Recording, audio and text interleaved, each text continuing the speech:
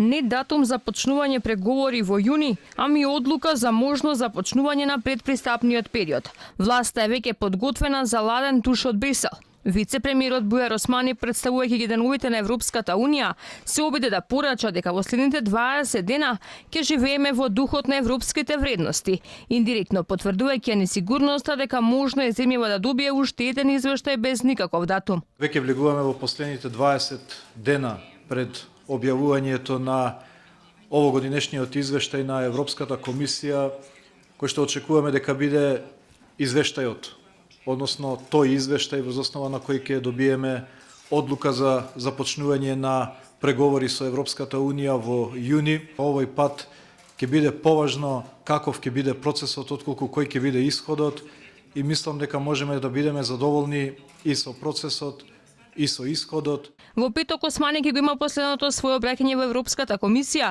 до добивањето на извештајот. Односно ќе ги обидува европските челници дека е исполнето се што е беше поставено како задача.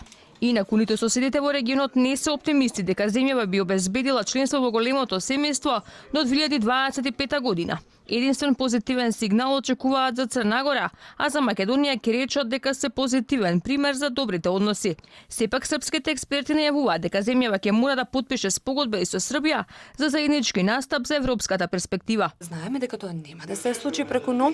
Тоа е долготраен процес. Не знам дали до 2025 година ќе влезе Македонија или Србија во Европската Унија, освен Црна Гора, но сметаме дека што повеќе политички и граѓански чинители да се вклучат во процесот на интеграција на сите земји од Западен Балкан. Ниту хрватите не гледаат брз влез на земјава во Европската Унија и покрај сите предизвици со кои се соочи Македонија и промената на уставното име, можно започнување на преговори според нив се можни дури по 6 години. Новата политика кон Европската Унија кон Западниот Балкан покажува и минатогодишната стратегија за проширување на со земјите од Западен Балкан и отворен стана Европската Унија за примање на нови земји членки, што преку неколку години самиот Јункер изјави дека дефинитивно не се спремни за примање на нови членки во Европската Унија, така да сигурно е дека 2025 година ќе биде година за прием на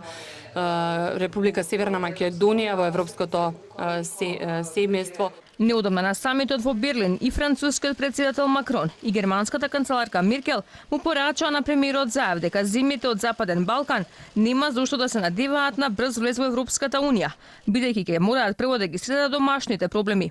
И претседателот на Европската комисија Јункер веќе јасно порача дека проширување на Унијата е можно дури по 2025. Од 2005 година Македонија е со статус на земја кандидат за членство во Европската Унија.